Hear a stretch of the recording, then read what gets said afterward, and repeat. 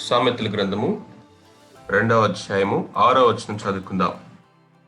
యెహోవాయే జ్ఞానమిచ్చువాడు, తెలివియు వివేచనయు ఆయన నోటి నుండి వచ్చును. దేవుడు తన పరిశుద్ధ వాక్యాన్ని మన వెనుకడిలో దీవించి ఆశీర్వదించును గాక. ఆమేన్. సామెతల గ్రంథము 2వ అధ్యాయం అంతా కూడా మనము 3 మాటల్లో సంక్షిప్తంగా మనం చూసినట్లయితే if then so. If then so.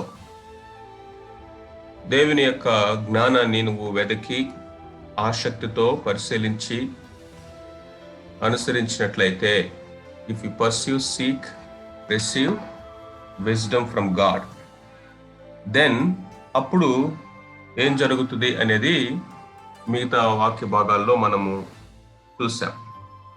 ప్రాముఖ్యంగా 7వ వచనం నుండి చివరి వరకు మనం చూసేది ఇదే.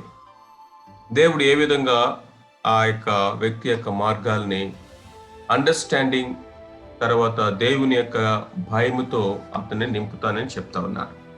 5-6 వచనాల్లో దేవుని యొక్క జ్ఞానము, యెహోవాయందు భయభక్తులు కలిగి ఉంటే ఎట్లో వారికి నేర్చుకుంటాడు, అర్థమవుతుంది అని చెప్తా ఉన్నారు. ఆ తర్వాత అతడు ఏ విధంగా తన యొక్క మార్గం అంతటిని కూడా భయభక్తులతో తప్పిపోకుండా ఈ జ్ఞానం ఏ విధంగా నడిపిస్తుందో మిగతా వాక్య భాగం అంతా సెలవిస్తాం. If then so. 5వ వచనంలో మనం చూసాము, యెహోవాయందు భయభక్తులు కలిగి ఉంటే ఎటుదో నువ్వు గ్రహిస్తావు అని. The fear of the lord అనేది ప్రాముఖ్యంగా మనం జాగ్రత్తగా అర్థం చేసుకోవాలి. ఎందుకంటే సామెతల గ్రంథం యొక్క ముఖ్య థీమ్, అంశమంతా కూడా జ్ఞానమే. దానికి మూలం ఏంటంటే యెహోవాయందు భయభక్తులు కలిగి ఉండుట. యెహోవాయందు భయభక్తులు కలిగి ఉండటం అనేది బిగినింగ్ ఆఫ్ ద విజ్డమే, కానీ ఎండ్ ఆఫ్ ద విజ్డమ్ కాదు. The core of the whole issue ఏంటంటే యెహోవాయందు భయభక్తులు కలిగి ఉండేట్లో అప్పుడు నువ్వు గ్రహిస్తావు అంటున్నాడు. దాన్ని గ్రహించటంలో, ఎరిగి ఉండటంలో, అండర్స్టాండ్ చేసుకోవటంలోనే జ్ఞానము దాగి ఉంది అనేది మనకు అర్థమవుతా ఉంది.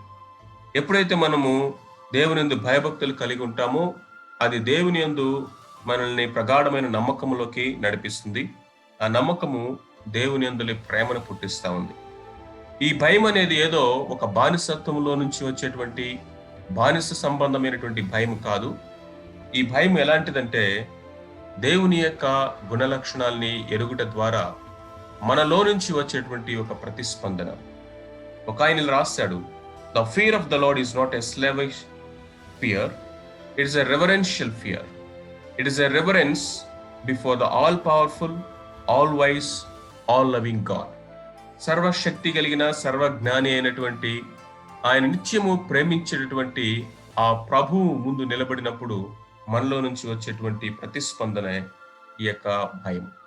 ఇలాంటి భయము ఎప్పుడు మనకు కలుగుతుంది అంటే ఆయన్ని గ్రహించినప్పుడు. యెషయా గ్రంథములో మనం చూసినప్పుడు ఆ అత్యున్నత సింహాసనమందు ఆసీనుడైన ప్రభువుని యెషయా చూశాడు. సెరఫులు, కెరపులు పరిశుద్ధతను వారు అతి సమీపంగా ఉన్నటువంటి వారు సైతము దేవుని మహిమను చూడలేక వారు ముఖాన్ని కప్పివేసుకుంటూ ఉన్నప్పుడు ఆ దేవుని మహిమను, దేవుని పరిశుద్ధత ఎప్పుడైతే యెషయాకు అర్థమైందో, అయ్యో నేను నశించున్నాను, నేను పాపిని అని యెషయా చెప్పగలిగాడు. ఆ రోజు యెషయాకి అర్థమైంది ఏంటంటే దేవుని యొక్క మహోన్నత్వము అర్థమైంది. ఆ గ్రహింపు యెషయాకి దేవుని యందు భయభక్తులు పుట్టించింది. దేవుని సన్నిధిలో సాగిలపడ్డాడు. అప్పుడు దేవుడు ఆయన ముట్టి స్వస్థపరిచాడు. చూడండి, అయ్యో నేను నశించితిని, నేను పాపిని, కన్ఫెషన్.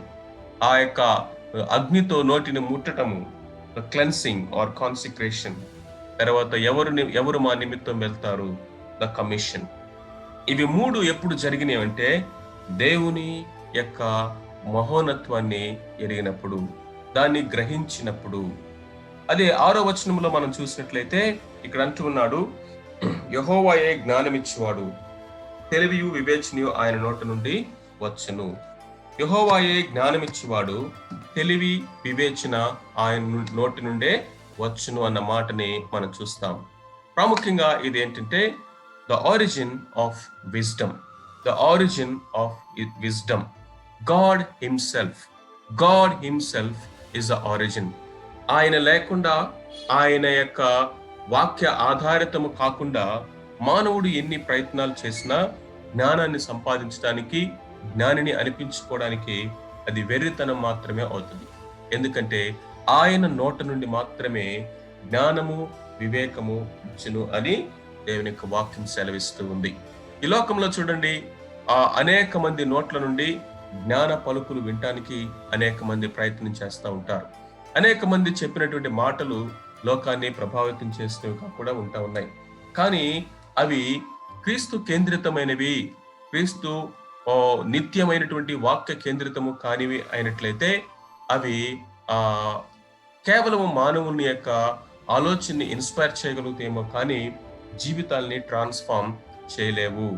కాబట్టి సొలొమోను సైతము, ఈ లోకములో మహాజ్ఞాని అనిపించుకున్నటువంటి సొలొమోను కంటే గొప్పవాడు ఇక్కడ ఉన్నాడని ప్రభు సెలవిస్తా ఉన్నాడు. మనము ఆయన నోటి నుండి వచ్చేటువంటి మాటలు, ఆయన నోటి నుండి వచ్చేటువంటి జ్ఞానమును మనం గ్రహించడానికి ప్రయత్నం చేయాలి. జ్ఞానమును వెదకటం అంటే ప్రభువును వెదకటమే. ఎందుకంటే దేవుని యొక్క జ్ఞానము దేవుని దగ్గరికి నడిపిస్తుంది. The wisdom of God shall lead us to God. దేవుని దగ్గరికి నడిపించాలి. ఆ జ్ఞానమునకు మూలమైనటువంటి వాక్యాన్ని మనం పరిశోధిస్తూ ఉన్నప్పుడు వాక్యములో ఆయన చిత్తము, ఆయన మనస్సు మనకు అర్థమవుతుంది.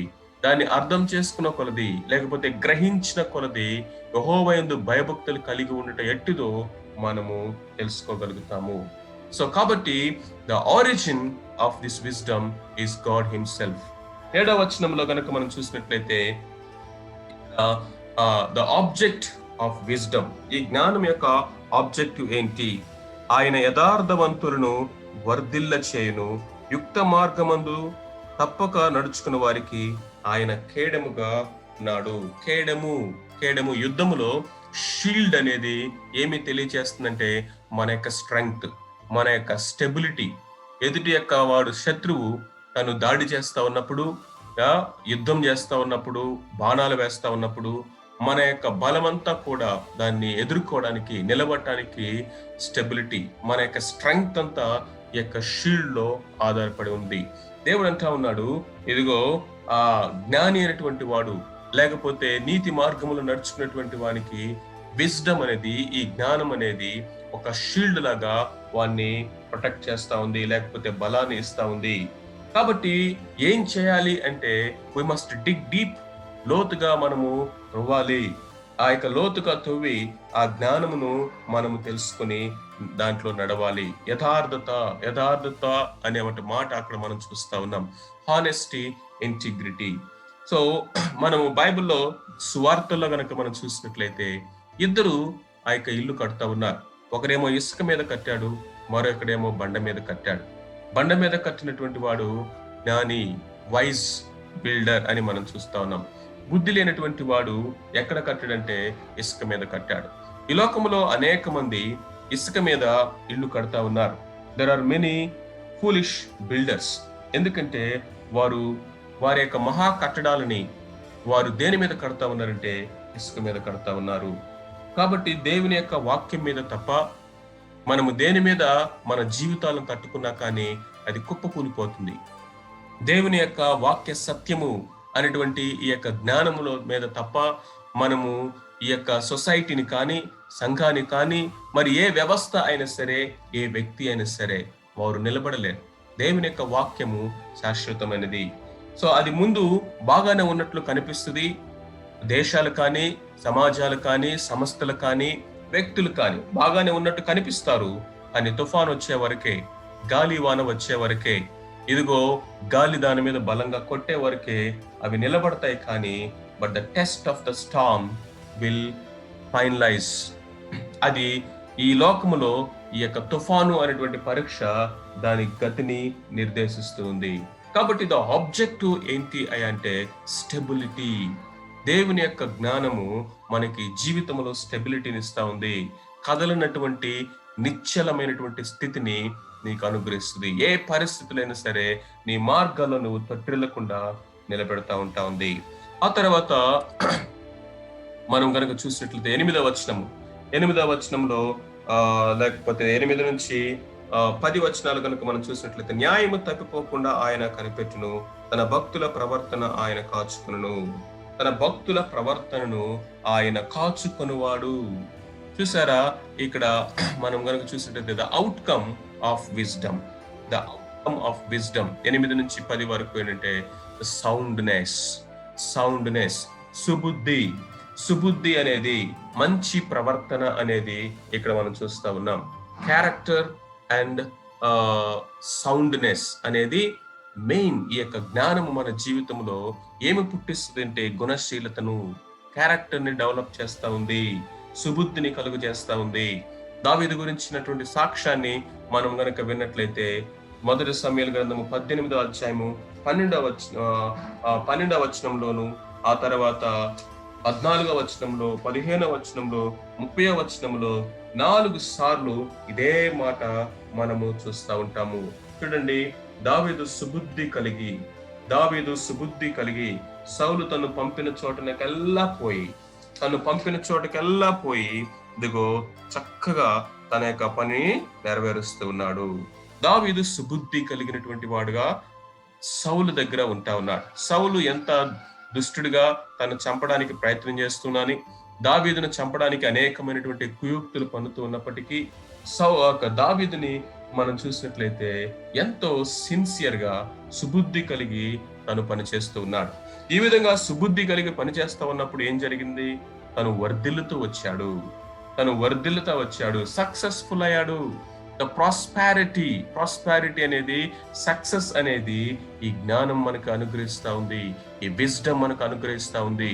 In the midst of enemies, శత్రువుల మధ్యలో నిన్ను నిలబెట్టి దేవుడు నీకు ఇచ్చినటువంటి గుణాన్ని బట్టి, క్యారెక్టర్ని బట్టి, సుబుద్ధిని బట్టి వర్ధిల్ల చేస్తాడు. అంతేకాకుండా సెక్యూరిటీ, ఎక్కడికి వెళ్ళినా దేవుడు సంరక్షిస్తాడు. అందుకనే 11వ వచనం కనుక మనం చూసినట్లయితే, బుద్ధి నిన్ను కాపాడును, వివేచన నీకు కావలి ఉండును. బుద్ధి నిన్ను కాపాడును, వివేచన నిన్ను కాపాడును. ఫైనల్ గా కనుక మనం చూసినట్లయితే ద ఆపరేషన్ ఆఫ్ విజ్డమ్, యొక్క జ్ఞానం అనేది ఏ విధంగా అది పనిచేస్తా ఉంది, ఏ విధంగా మనల్ని కాపాడుతూ ఉంటూ కావలి కాస్తా ఉంటుంది మన మార్గాల్ని అనేది మనం మిగిలినటువంటి అధ్యాయం అంతా కూడా మనం చూస్తాం. సో మనం చూసినట్లయితే ఈ యొక్క జ్ఞానం అనేది దేవుని యందలి ప్రేమ, లేకపోతే పరిశుద్ధతలో నుంచి కలిగేది, దేవుని అర్థం చేసుకోవటం వల్ల కలిగినటువంటి భయం ఇది. ఈ భయం మనల్ని దేవుని దగ్గరికి నడిపిస్తుంది, ఇంకా దేవునిలో స్థిరపరుస్తుంది. ద ఆరిజిన్ ఆఫ్ విజ్డమ్ దేవుడే. ద ఆబ్జెక్ట్ ఆఫ్ విజ్డమ్ ఏంటంటే ఈ లోకములో మనము స్థిరముగా బండ మీద కట్టబడాలని. ద అవుట్కమ్ ఆఫ్ విజ్డమ్ ఏంటంటే సుబుద్ధి కలిగి వర్ధిల్లాలని, సుబుద్ధి కలిగి ప్రవర్తించాలని. ఆ విధంగా జ్ఞానం కలిగి మనం నడుచుకుంటా ఉన్నప్పుడు ఆ జ్ఞానము, ఆ బుద్ధి మనల్ని కాపాడుతుంది, వివేచన మనకి కావలి ఉండి మనల్ని నడిపిస్తా ఉంది అని దేవుని యొక్క వాక్యం సెలవిస్తా ఉంది.